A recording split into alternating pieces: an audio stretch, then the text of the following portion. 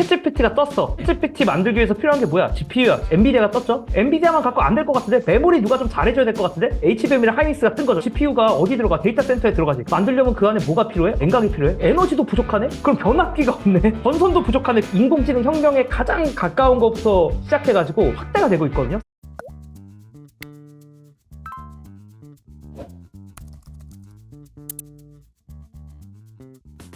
지금 우리가 AI를 가기 위해서, AI 시대에 가기 위해서 지금 우리가 제일 관심이 많은 분야는 결국 이제 GPU인 거고, GPU가 부족 사태가 있기 때문에 이제 엔비디아 이야기를 이렇게 많이 하는 건데, 요새는 이제 이거 말고도 정말 많은 이야기들이 있잖아요. 하다 보니까 이게 안 되네, 저게 안 되네. 그 중에서 이제 뭐 열이 너무 많이 나네. 아니면 무슨 뭐 전기가 없네. 뭐 이런 얘기 되게 많이 하는데요. 혹시 단태님이 좀 주목해서 보시는 게 있어요? 열 관리나 아니면 이런 쪽은 예전부터 계속 얘기 많이 하셨었잖아요. 전기도 아니, 그렇고. 그래서 제가 네, 사실, 그러니까 이번에 질문 내용 중에 하나가 그거였어요. 그러니까 투자의 어떤 메타라고 얘기를 해야 될까요? 그러니까 투자자들 입장에서 지금 요즘에 주목하고 있는 것들이 이제 생각의 맞아요. 흐름을 시작을 음, 해보면 어떤 식이었냐면 챗GPT가 떴어. 챗GPT 만들기 위해서 필요한 게 뭐야? GPU야. GPU가 음, 떴어. 엔비디아가 떴죠? 근데 엔비디아만 갖고 안 될 것 같은데? 메모리 누가 좀 잘해줘야 될 것 같은데? 그러니까 음, 이제 HBM이랑 하이닉스가 뜬 거죠. 그러니까 음, 바로 옆에 있었던. 그리고 보니까 GPU가 어디 들어가? 데이터 센터에 들어가지. 그럼 데이터 센터가 필요하네? 그럼 데이터 센터가 필요한데 데이터 센터가 만들려면 그 안에 뭐가 필요해? 일단은 이제 GPU가 열이 많이 나니까 냉각이 필요해. 근데 알고 보니까 데이터 센터에 에너지도 부족하네? 에너지가 부족하고 미국에 데이터 센터 많이 지을 건데 그럼 변압기가 없네. 음. 그러니까 제가 한국에 지금 변압기 그 주식들이 뜨고 아니 또 맞아요. 그러고 보니까 전선도 부족하네. 그러면서 막 전선 관련된 주도 막 뜨고 막 그런 상황이거든요, 지금. 그러니까 이게 약간 뭐라고 할까요? 인공지능 혁명에 가장 가까운 것부터 시작해가지고 이게 조금씩 이렇게 그 확대가 되고 있거든요. 사람들의 그 음, 음. 사고의 틀이. 저도 궁금한 게, 이 다음이 뭘까? 지금 이제 온 게 막 원자력 에너지 막 이런 것도 왔잖아요. 그래서 맞아요. 요즘 그래서 막 그 소형 원자로 관련된 막 미국 주식 막 네. 몇백 퍼센트씩 올라가고 막 그런 거 있거든요. 막 그 원자력 관련된 거. 왜냐면은 결국에 이걸 해결하려면 원자력밖에 없다. 음, 얼마 전에 그 샘 알트만이 렉스 프리드만 팟캐스트 나와서도 그 원자력밖에 없다 이렇게 얘기를 해요. 며칠 전에 또 일론 머스크가 에너지 부족하다 막 이렇게 이야기를 해가지고 그러니까 이게 전기로 가다가 전기 중에서 또 원자력인 거야. 그래가지고 또 음. 원자력 관련 주들이 또 막 이렇게 떡상하고는 했었는데 그래서 저도 막 궁금하더라고요. 이게 다음이 그럼 뭐지? 이거 또 투자하는 입장에서는 이거 다음은 그럼 뭐냐? 하드웨어 입장에서 봤을 때 너무 다양한 밸류 체인들이랑 이렇게 쫙 음. 연결이 돼 있으니까 파도가 치듯이 제일 가까운 것부터 이렇게 하나하나 이렇게 주가가 올라가고 있는데 그러면 그쵸. 이 다음 뭐지? 이제 이 생각을 해봐야 될 것 같아요. 이제 그 파도가 오는데 이게 파도가 너무 커가지고 한 파도가 안 끝나는 거지. GPU가 이 정도면 해결될 줄 아는데 해결 안 되고 더 많이 필요한 것 같고 그러니까 이제 다음으로 완전 전환되는 게 아니고 여기서도 계속 놀고 있다라는 생각이 일단 우선 첫 번째 들고 그러니까 제가 생각할 때는 결국에 마지막에는 전기 아닐까라는 생각이 좀 들긴 했어요. 마지막에는 야, 전기가 부족하네라는 이야기가 들 거고 그 얘기는 결국은 원자력 얘기도 할 수 있겠지만 전기 자체의 가격이 올라가는 것에 수혜를 볼 수 있는 무엇인가 찾아야 되는 거 아닐까 이런 생각을 좀 했는데 그런 생각을 하다 보니까 잠깐만 전기 에너지를 저장해 놓는 게 뭐지? 다른 형태로 저장해 놓는 게 뭐지? 하니까 비트코인인가? 이런 아, 생각도 좀 들었어요. 비트코인을 채굴 한다는 것 자체가 사실 어떻게 보면은 전기를 써가지고 비트코인을 만드는 건데 다른 표현으로 하자면 전기 에너지를 비트코인으로 바꾸는 거라고 생각할 수도 있잖아요. 그래서 저는 비트코인의 가격도 전기 때문에 올라갈 수 있다라는 생각이 그 포인트에서 좀 들었고 전기가 비싸지면은 어디가 좋아질까 이런 생각을 좀 계속 해야 될 것 같은데 전기를 수요로 하는 이제 전기차 입장에서는 좀 오히려 또 안 좋을 수 있겠다는 생각이 들고요. 그리고 전기를 파는 입장에서는 좋을 수 있다라는 생각이 드는데 이제 신재생도 그래서 결과적으로는 다 좋아지지 않을까라는 생각이 들어요. 이제 뭐 트럼프 때문에 뭐 갇혀 있긴 하지만 그런 생각도 좀 들고 여러 가지 생각이 많이 듭니다. 저도. 냉각 쪽도 좀 궁금한 게 지금 아하. 냉각 쪽이 이제 표준이 없거든요. 냉각 쪽이 음, 지금. 맞아요. 그리고 이 냉각 쪽을 조금 스터디를 해보면서 제가 좀 들었던 생각이 뭐냐면은 공랭식일 때는 이런 이슈가 없는데 수랭식으로 가면은 거의 토탈 솔루션을 다 만들어줘야 되는 느낌이에요. 보드부터 해서 파워 공급까지 해가지고 음, 이거를 애초에 설계할 때부터 그 냉각을 고려한 설계를 해야 되는 상황이 돼버렸거든요. 네. 그래서 이 헤게모니를 이제 쥐는 회사가, 물론 이제 많은 사람들이 이걸 슈퍼마이크로라고 생각하고 있는 것 같긴 한데, 음. 이 헤게모니 쥐는 회사가 너무 큰 이거를 가져갈 것 같아. 냉각에 맞춰가지고 모든 거를 다 냉각에 맞춰줘야 되니까. 음. 그러면은, 이거 헤게모니 쥐는 회사가, 그러니까 뭐 이런 생각을 이제 저만 하는 건 아니니까 이제 슈퍼마이크로 같은 맞아요. 회사가 이제 좋은 건데, 그 외에 또 이제 다른 또 냉각을 잘하고 싶어 하는 경쟁자들이 있고, 그리고 이제 냉각을 제가 조금 아주 얕게 공부하면서 느낀 거는, 이거 음. 해자를 모르겠어, 아직. 그러니까 결국에는 누가 왜 이기는지에 대한 어떤 명확한 좀 이게 있어야 되는데, 아직 이게 너무, 이게 시작된 지 얼마 안 된 그냥 표준도 없는 지금 그런 기술이라서, 이거 해자를 논의하는 게 누가 누구를 무조건 이길 것 같다라고 얘기하는 게 너무 조심스럽더라고요. 그 부연 설명을 잠깐 하면은 AI 데이터 센터는 뜨거워서 식혀줘야 돼요. 근데 옆에다가 선풍기 놓는 공랭식은 그냥 선풍기 갖다 놓으면 되니까 그나마 좀 쉬운데 물을 지나가게 하는 그런 설계를 하기 위해서는 순행식이죠. 이건 아예 처음부터 설계를 다시 해야 되고 그래서 복잡한데 만약에 이게 표준이 되면은 앞으로 지어지는 AI 센터는 다 들어갈 거니까 완전히 엄청 좋은 게 될 텐데 그게 아직 모르겠다라는 거잖아요. 근데 에러님은 이거 그 냉각 관련해서는 좀 스터디를 좀 하셨잖아요. 어떻게 보세요? 네, 저는 이게 그 단테님 말씀에 동의하는 게 음. 지금 표준이 진짜 없어요. 개인 PC도 우리 보통 그냥 팬 돌리잖아요. 그러다가 뭐 음. 게임 빡세게 하시는 분들은 막 이렇게 순행식 돌리고 막 이렇게 하는데 아까 처음 말씀하신 거로 되돌아가 보면은 AI라는 이제 고구마 줄기를 하나 하니까 넝쿨째 계속 뭐 이렇게 달려 나오는 거잖아요.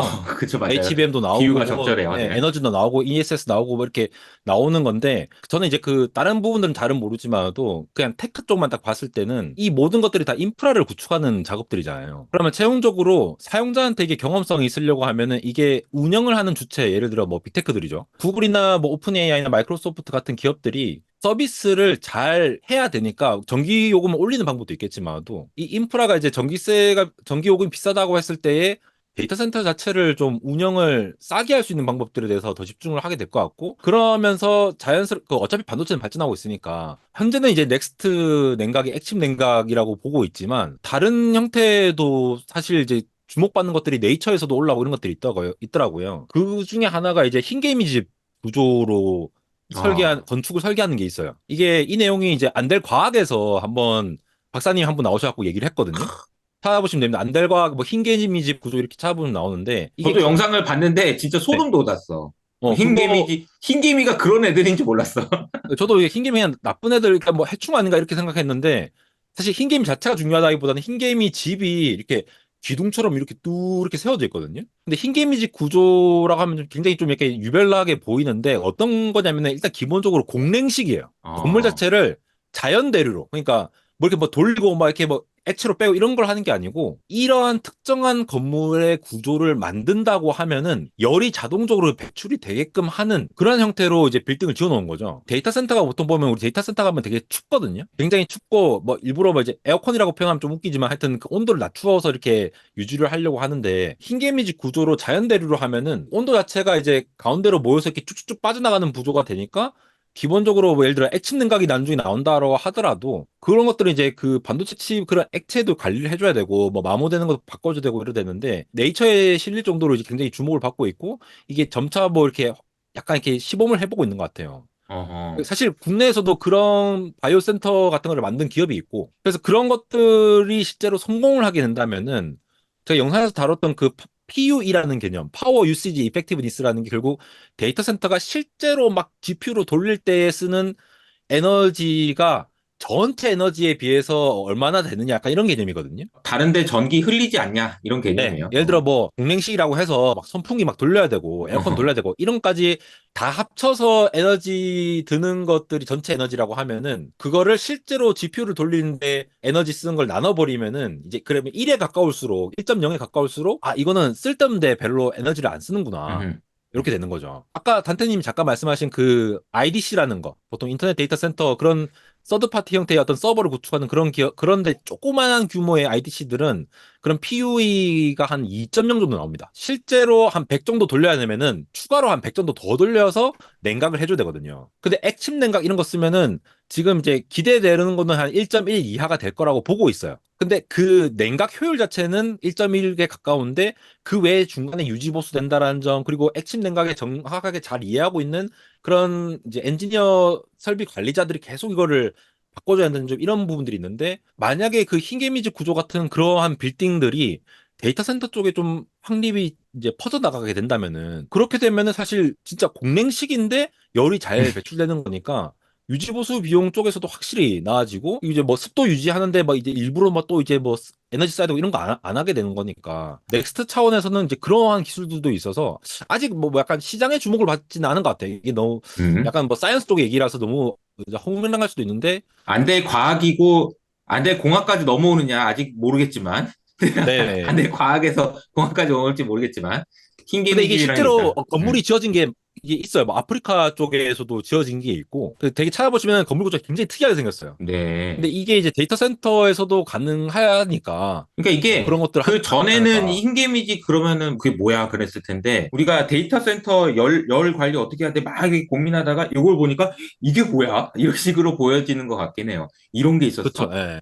그런 식으로. 그래서 냉각과 관련된 것도 아무튼 지금 뭔진 모르겠지만 답을 찾는다면 이건 앞으로 다 적용될 거니까 진짜 좋은 투자 기회가 있을 것 같다는 생각도 들긴 하네요. 네. 한 가지 더 말씀드리면은 액침 냉각 자체가 좀 이따가 나올 기술인 것 같아요. 그러니까 아, 이거는 뭐, 그러니까 좀 이따가라는 건 한 2, 3년은 좀 걸리지 않을까라고 보고 있는 게, 그걸 이번에 GTC 보면서 좀 느꼈던 게, 이 아하, 블랙엘 GPU가 700W에서 1000W, 제가 정확한 숫자가 기억이 안 나는데, 그게 기존에 있는 어떤 공랭식 방식이라든가 아니면 순행식을 약간 하이브리드로 쓰면서 커버를 할 수 있을 만한 냉각 용량을 가지거든요. 그러니까 액침 냉각으로 아예 넘어가지 않더라도 기존에 있는 공냉식이나 순행식 같은 것들을 사용해서 어느 정도는 다 냉각을 할 수 있다라고 보고 있는 것 같고요. 현재 이번에 나온 GPU 같은 경우에는. 음, 그러니까 블랙엘이 올해 말에 출시가 되고 이제 내년쯤에 또 뭐가 나올 텐데, 그때 이제 흔히 이제 TDP라고 하죠. 이게 그 한계 전력 용량을 훨씬 더 높여야 되는 필요성이 생기면은 그때 가서 또 좀 액션 냉각에 다시 주목받지 않을까, 뭐 음. 그런 생각이 들더라고요. 아직은 액침까지 너까지 나올 필요는 없다 뭐 이런 느낌이네요. 블랙웰 근데 벌써 이제 같은 경우는 준비는 되고 있죠. 이미 준비는 협력을 되고 많이 하고 있고. 있는 것 같아요. 엔비디아와 이 슈퍼마이크로 컴퓨터 서로 잘 아는 사이더라고요. 우리 그 똑같이 대만계인가 그런. 대만 맞아. 친구 친구인 것 아닐까? 같더라고 보니까. 대만 예. 젠슨왕이랑. 네. 아우, 대만이 잘해요. 잘하는 애들. 그러니까요. 아니 리사스도 뭐 이렇게 다 맞아. 그죠, 그죠. 예. 당속 반도체는 관계라고 하는데 대만이 다 먹은 것 리사스랑. 같아요. 예. 자, 오늘 그 단테님과 에러님 모시고 이야기를 하다 보니까 한 이야기를 시작하다가 끝나는 느낌이긴 하네요. 앞으로 할 얘기들이 굉장히 많은 것 같긴 한데 AI 이야기하면 끝이 없을 것 같아요. 그래서 너무 재밌게 잘 이야기했는데요. 마지막으로 이제 마무리하는 얘기를 좀 해볼까요? 단테님 요즘에 이제 그 AI 보시면서 뭐 무슨 생각하고 계시고 고민하고 계신지 이런 얘기 해주셔도 좋고 뭐 편하게 마무리 인사를 한번 해주시기 바랍니다. 약간의 두려움 속에도 살고 있는 것 같아요. 그러니까 아마 많은 분들이 그럴 거라고 생각하고 워낙 이제 인공지능이 만들어내는 게 너무 많으니까 그러니까 너무 재미도 있고 음. 생존하고 싶은 마음에서 요즘에 이제 인공지능 열심히 공부하고 있는데 어떤 게 어, 두려워요?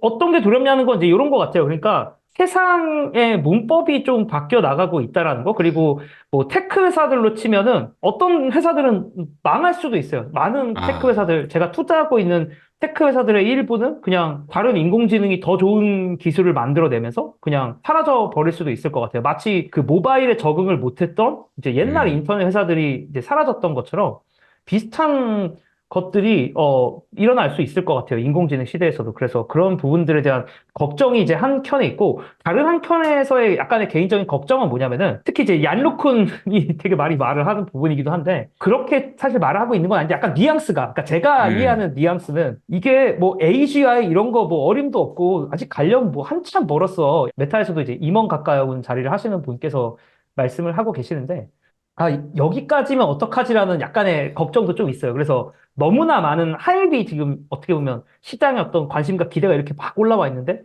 여기서 또 막히면 또 어쩔까 하는 약간의 걱정? 또 그러면은 또 닷컴 버블과 좀 비슷하게 가는 거 아니야? 라는 걱정이 있어서 계속 이게 어떤 것들을 이제 계속 발표하는지를 주목할 수밖에 없는 그런 음. 상황이 아닌가 싶습니다. 저희가 오늘은 얘기하지 못했지만 다음에 기회가 된다면 그런 얘기를 해보면 좋을 것 같은 게 AI가 끝난다면 어떤 모습으로 끝날까? 여기까지가 끝인가 뭐 이런 거 얘기할 때 그럴 때 진짜 싸한 느낌이 들긴 하지만 그 얘기도 한번 해보면 되게 재밌을 것 같다는 생각이 좀 드네요. 지금까지 되게 시끌리끌 했었잖아요, 사실은. 맞아요. 지금 역사적으로 봤을 어쨌든 때. 우리 과거의 AI 시대에도 보면은 엄청 될 것 같다가 한동안 얘기 안 나오고 엄청 됐다가 한동안 얘기 안 나오고 이 사이클이 있었거든요. 근데 이번에도 분명히 어딘가엔가 아, 우리가 이번 사이클은 여기까지밖에 못 가나 보다라는 무슨 벽이 하나 생길 텐데 그 벽이 뭔지는 아직 모르는 거죠. 에러님 마무리 인사해 주시죠. 오늘 뭐 처음 이렇게 해보니까 물론 뭐 저희 세 사람을 이렇게 한번 이렇게 촬영 안 하고 얘기를 한 적은 있었지만 실제로 이렇게 촬영을 하고 있음에도 촬영을 하는지 사실 잘 모르겠어요. 그리고 얘기를 하면서도 생각을 하게 되고 또 어, 좋은 말씀 해주시니까 거기에 대해서 또 뭔가 배우게 되는 거라서 저희가 느끼는 이러한 어떤 것들을 지금 시청자분들도 좀 느껴주셨으면 좋겠고 네네. 사실 지금 오늘 생각보다 계속 말이 나왔고 시간이 되게 빨리 갔는데 네. 벌써 이제 촬영 이제 1시간 넘어가는데 하고 싶은 얘기가 더 많은데 그건 좀 아. 꾹꾹 눌러담고 다음에 또 이제 관련돼서 또 얘기를 한 시간 가지면 정말 좋을 것 같습니다. 저는 이제 세상의 변화에 되게 관심이 많은데요. 그러니까 저는 주식 시장이 시대 정신을 반영한다고 생각해요. 그 시대 정신이라는 거는 이 시대가 필요로 하는 기술이 됐든 아니면 뭐 정치가 됐든 모두가 됐든 그것이 부각되는 시점에서는 그게 시가총액이든 주식 시장이든 반영된다고 생각하는데 지금은 누가 뭐래도 AI 그리고 기술 뭐 하드웨어가 됐든 소프트웨어가 됐든 이런 쪽이기 때문에 이쪽에 대한 관심이 계속 가져야 될 것 같고 그래서 두 분을 모시고 이렇게 시간을 가졌다는 게 저도 굉장히 영광입니다. 그래서 보시는 분들도 굉장히 좀 만족스럽게 보시지 않았을까 싶고요. 저희는 또 다음에 더 좋은 모습으로 인사드리도록 하겠습니다. 그러면 저희는 여기서 인사드릴게요. 안녕! 안녕. 안녕.